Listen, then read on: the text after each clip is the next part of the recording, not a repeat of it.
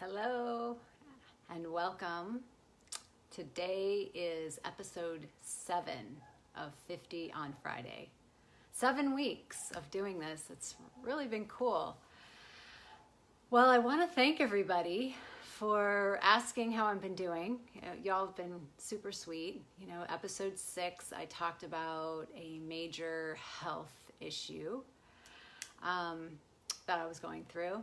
And so everyone's just been really great. And I'll share a little bit about that. But first, I want to ask, how are you? How is everyone out there? It's been intense, to say the least. A lot of letting go. As I teach my yoga classes and talk to my clients, talk to friends, I've just heard experience in my own life. I've just heard a lot of people talking about letting go, having to let go. Big time letting go. And it can be small things or small things that have big effects, or it can be really big things like relationships or jobs. I know a lot of people are letting go of children who are leaving the house and going to college. That's huge. Empty nest syndrome. And who am I without caretaking and mothering? It's the time of a new identity. And I feel like all these opportunities, we can still feel sad about them, but all these opportunities are also coming for us to, remake our identity, upgrade ourselves, evolve ourselves. So a letting go has on the other side of it just a beautiful opportunity to move into a new space and own a new space. Ian Rassman, hi, so good to have you. This is my show, 50 on Friday. This is my 7th episode, so I just want to thank you for joining in. It's so nice to have you. So today's episode, I'm going to talk about fear. And I'm going to talk about the 2 kinds of fear. And before I do, woohoo on fear. Before I do want to give you a little update about what happened last week. So last week, I intended to have my health coach. I call her a health coach. I really don't know what she is because she's freaking from another world. But her name's Maria, and she's amazing. And I wanted her to give us all a teaching about how to look at our bodies and health, because she's truly from another, I'd say another paradigm, but it's also like what ancient people knew before they started breaking our body down into parts and trying to fix a part without fixing the whole.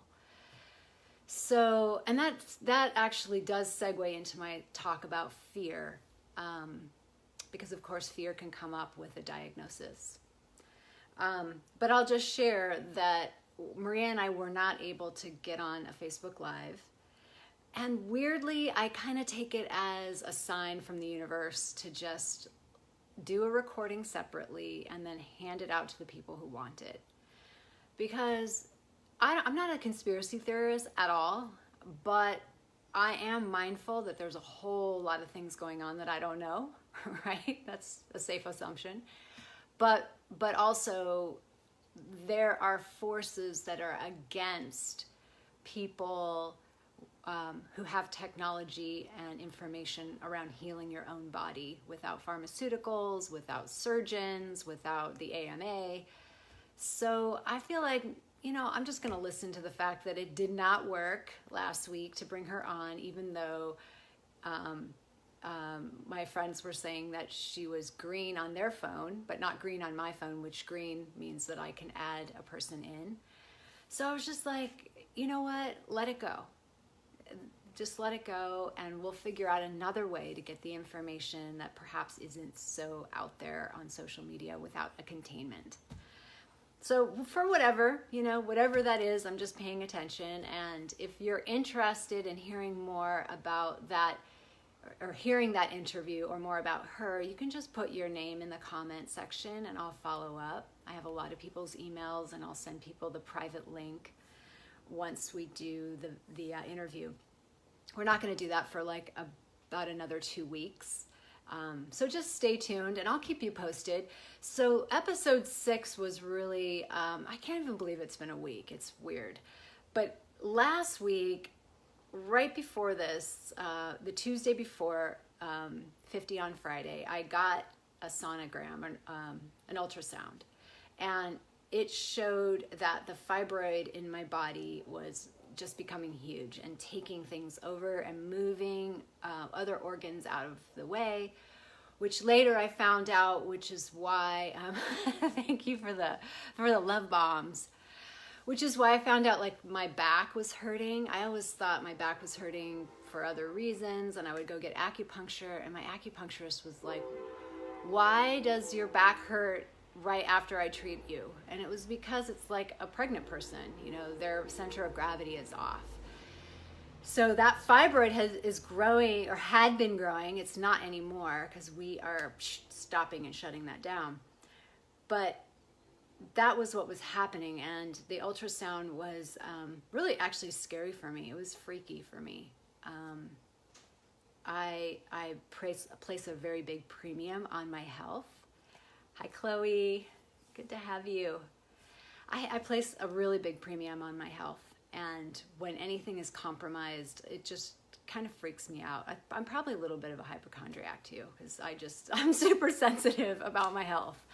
So right after that is when I engaged Maria. And honestly, the last week has felt like a time warp. Because I've been so taken care of, and the supplements that she has me on makes me feel so nourished at a pretty core level. And she also is having me do things like getting a massage or floating in the float spa, you know, that saltwater pool that you could just float in. That is also making a difference to releasing the stress, getting out of the mind and releasing the stress. So it's been huge.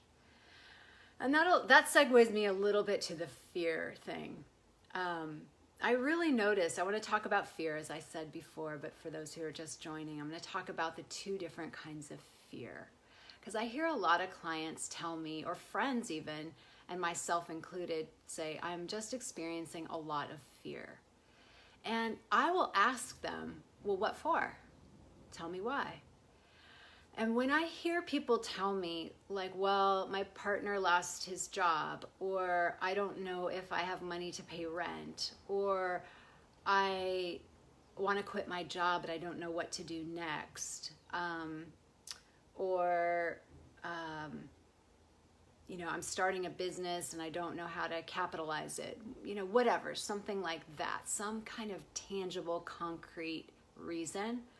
I'm like, well, that fear sounds pretty fucking intelligent to me, you know?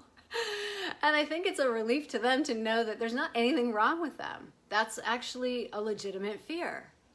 That doesn't mean we have to calm our minds. That doesn't mean something bad is going to happen. The fear is just saying, you don't know what you're doing, or you don't have a plan. So I remember when a friend said that to me about her partner losing his job, and she said, I'm feeling a lot of fear. And I said, well, have you guys made a plan? Do you know how long you can go without getting a new job? Do you have a strategy for money, for consulting work, for looking for a job? And it turned out that they did not.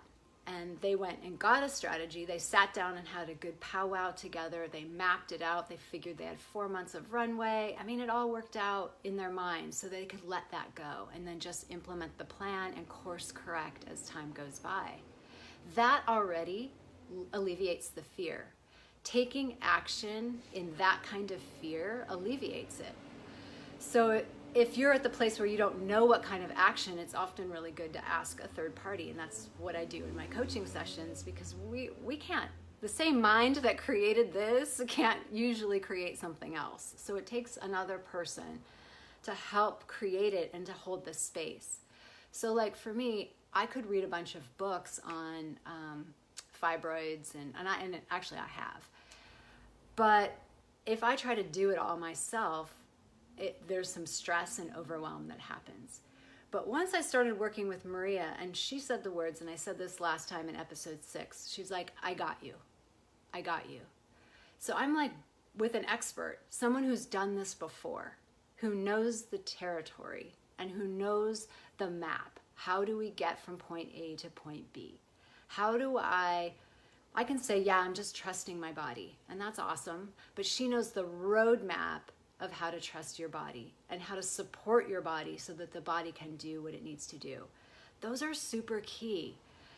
And I find that spiritual people often, what we call, it's like a spiritual bypass. We spiritualize what needs to be in action. So, hi Kiara. Aw, so nice to see you.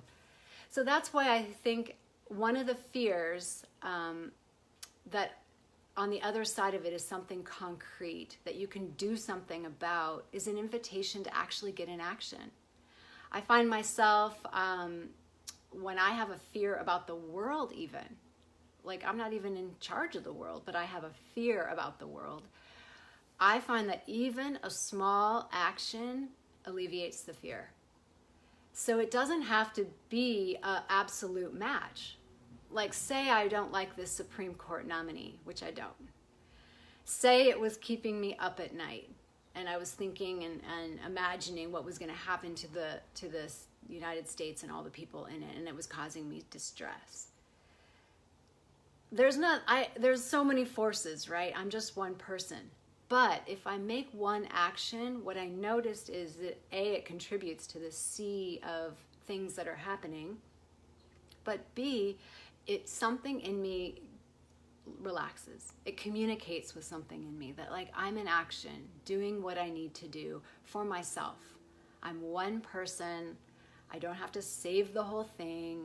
It's just one action. So that's kind of on a micro level how I felt like action has worked for me. And then on a micro level or on a smaller level, it's the action of, am I messing a business plan? You know, I was trained as an attorney before I started coaching, and I love left brain stuff. So when a left brain thing is required, I'm like, I'm your girl. I love it. So I like clients who are also presenting me with their business problems because we get a chance to really strategize it. And then that takes the stress. The stress might still be there in terms of like, I don't know, I've never done this before, but it's kind of a good stress. It's the stress of evolution and growing and becoming a master. Then there's also the fear that is a different type of fear. This is the second kind of fear. And this fear, I find it's behind defense mechanisms. So if you notice that you're in a defensive pattern, like blaming or shaming or judging,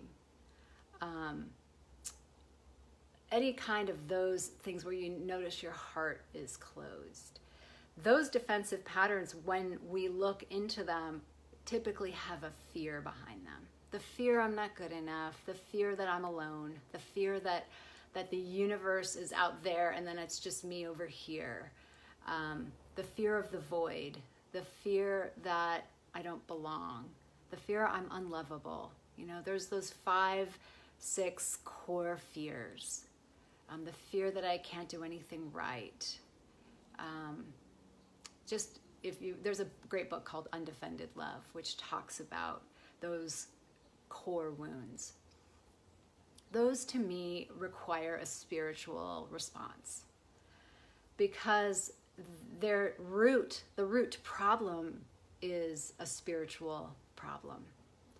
So we handle those with our mindset issues, with our connection to the divine, to the sacred, ourselves, the connection to the self. So having a spiritual practice like meditation or yoga or chanting, bhakti, service, you know, there's lots of different ways to, like as Rumi says, there are many ways to kneel and kiss the ground. So there's many ways to find yourself connected to God. I'm from Colorado, so a lot of us love to be in nature and go for a hike. and then we feel that we're just this piece of the larger universe, and somehow the nervous system just calms down when it's not feeling like it's responsible for everything. So that kind of fear is a spiritual crisis, and that we work over time. That's a lifelong journey and path where we overcome this sense that we're separate, that separate egoic self, and we see ourselves as one with life, one with all beings, all things. And that is not something that you can fake, but it is definitely something that grows. I started off feeling very separate when I entered the spiritual path. I was a lawyer, I was divorced, and I knew that, well, something just had to give. So everything came crashing down, and I left my marriage of 10 years. I moved to a new city. I started another law practice. And then serendipitously, I met my Ayurvedic practitioner, who's now a really lovely friend of mine. This was all like 18 years ago. And then I went to my first women's work with a psychotherapist, women's worker, Jude Blitz. She is amazing. If you know her from Boulder, Colorado. She did a thing called Reclaim Your Feminine Initiation. I was probably like 32 years old, and just everything started happening since then. So I will say that it takes time to grow that faith, to grow the trust, to grow the spiritual connection on the inside, such that you know you're not separate with life. And now when challenges come, like the fibroids and the diagnosis and the, like, this is what this looks like, and people saying you should cut it out or whatever, I don't feel separate from life. I feel like, okay, this is an opportunity for me to really practice self-care, for me to get someone on my team who's got this. And then I relax into it, and I just follow the program. And I honestly have not been stressed out for this last week. And I'll keep you guys posted over the time, because my intention, now I can pair my intention with action. I'm taking action to reduce the bad estrogens in my body and to support the progesterone in my system so that my body can put me back in balance. And as Maria said, the body created the fibroid, the body can uncreate the fibroid. So just having that deep trust of like, yes, that's how this complex, beautiful system works. And then that's action. I'm doing daily actions of supplements and self-care. And then I can pair that with my mindset. And my mindset and my intention are like shrinking that fibroid, seeing it done. Seeing in my mind's eye, I just watch it dissolve into nothing, into the body, and let the body take care of it. And that's a real surrender for me. That's not letting this head run the show, and it's a surrender of my body has this. It really does have this. Like if you think about yourself, if you've had a child, you didn't like think about having this child. Your body had this. Your uterus knew when to contract and bear down to get that baby out. So you know that the body even is bigger than. Oh, looks like, okay, good. My connection's back. I had a little low connection there for a minute. Well, I'm going to end on that note, just remembering there's two types of fears. One, ask yourself, why am I afraid? And if it's something you can take action on, then take action, my friend, because the universe will conspire to help you and give you information when you take action. And if it's a spiritual crisis, then really tending to that spiritual practice that's going to connect you with your divine self, with your sacred self, with God, so that you can start to train yourself and feel the oneness of who and what you really are. That's what this gig is all about, my friends. And we know that when we come to midlife, a little more of that is dialed in, because I know I've had 18 years, 19 years on the mat, And now things are starting to make sense, and that's why I love midlife. I wouldn't trade it for anything except for maybe some wrinkles, but even then, not really. Not trading my sense of connection with spirit, and my sense of connection with myself, and my confidence, and my knowing, and my trust. I mean, man, that is stuff money cannot buy. So with that, have an amazing, amazing day. And if you're in town, I look forward to seeing you on Sunday at Kundalini Yoga. All right. Bye.